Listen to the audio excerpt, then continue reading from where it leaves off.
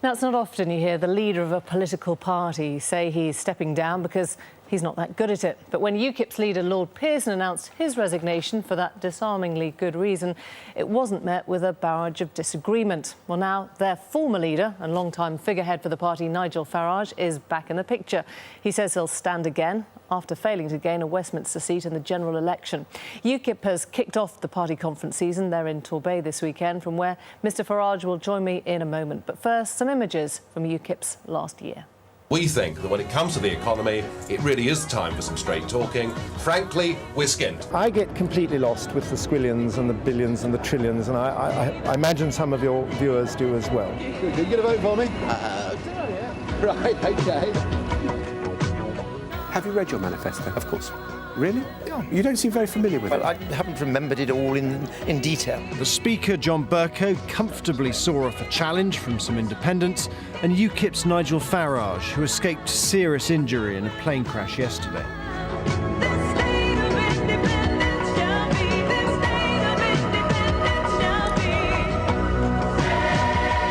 Am I strong enough to take on a job which is 7 days a week, where you have to work hours that you simply couldn't believe? Well, some of the images of the last few months. Nigel Farage joins me now from our Exeter studio. Thanks for joining us, Nigel Farage. Last month, as we saw, Lord Pearson admitted he wasn't great at party politics. No one's really disagreed with that, have they?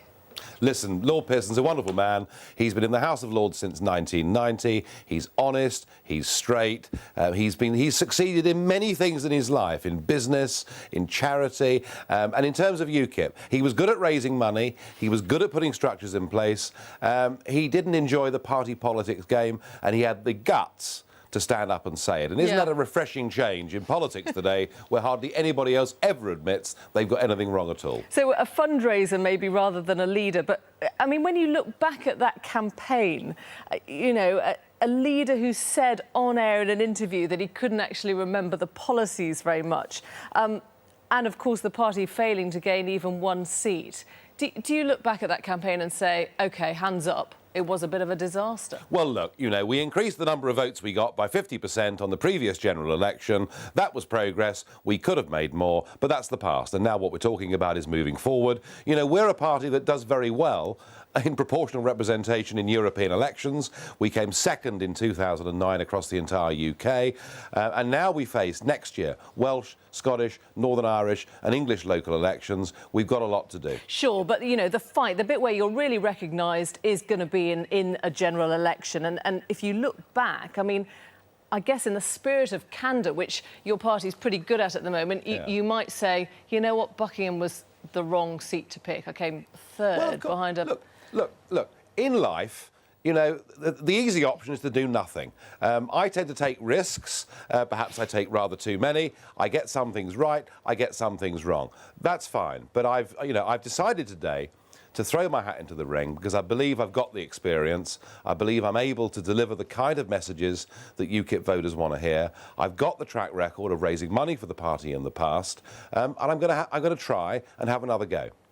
I don't know if there's a sort of Rip Van Winkle feeling here that, you know, last time you were leader of UKIP, the world was a very different place. Politics has changed now beyond all recognition. And there is that sense that sort of UKIP is still just looking at the same single issue. It's in danger of you know, being in the same pub with the same pipe, looking a bit old-fashioned, isn't it? Well, I don't know about that. I mean, your previous report about the crackpot idea that perhaps the European Union would impose a Tobin tax upon the City of London and cause financial mayhem and job losses for us just goes to prove the point that far from being a single issue, you know, there is no aspect of our national life that is not now affected directly by EU membership. Over 75% of our laws are made there. It really is the elephant in the room of British politics. We ought to talk about it, and above all, the British people ought to have a referendum about it. And that is not diminishing, it's growing. The trouble is, though, now, but you know, the Tories are arguing that line, or will be arguing that line in Brussels. No, they're not. And Labour's got a new leader. There is that sense that you've become slightly redundant, haven't you? Look,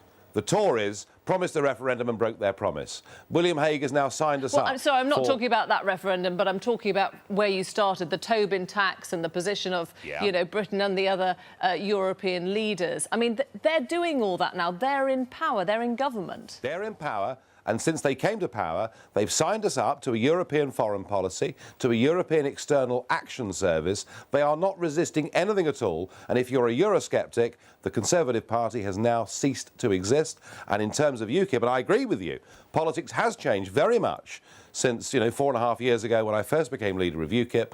There are now 3 social democrat parties in Britain.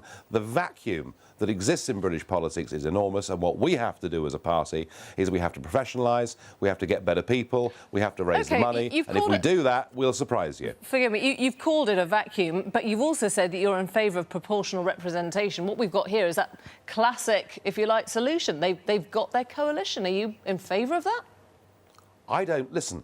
It is becoming increasingly irrelevant who gets the keys to the door to number 10, because whilst they have the position, in reality, they don't have the power. We've given that away. And that is something that people are waking up to and are understanding, and it's why we will fight and fight and fight in local elections, in general elections, until the British people are given a free and a fair referendum so that they can decide their own future. And is it increasingly irrelevant who wins the Labour leadership next month? Yeah, because, the Labour Party will choose somebody who is virtually indistinguishable in terms of background and policy from Clegg and Cameron. So who would be your biggest fear?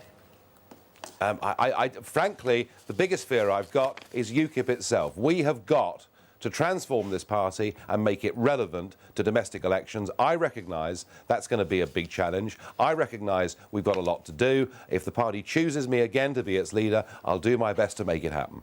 Nigel Farage, thanks very much indeed. Thank you.